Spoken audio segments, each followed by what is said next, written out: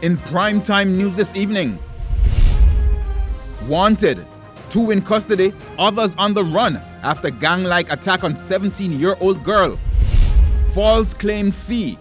Committee reviewing sexual harassment bill at odds over high penalty for possible victims. And later, police division needed. Portmore councillor insists crime increasing as St. Catherine police is stretched thin.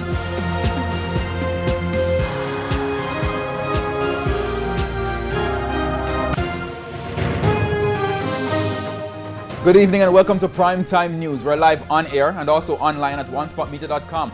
I'm Herman Green. And I'm Janella Precious. Also this evening, the Financial Week, sports commentary, E-Prime and weather. But before the break, the feedback question. Our feedback question this evening: how prepared are you for more rains this weekend? You can share comments online, facebook.com/Television Jamaica and tweet us at Television Jam.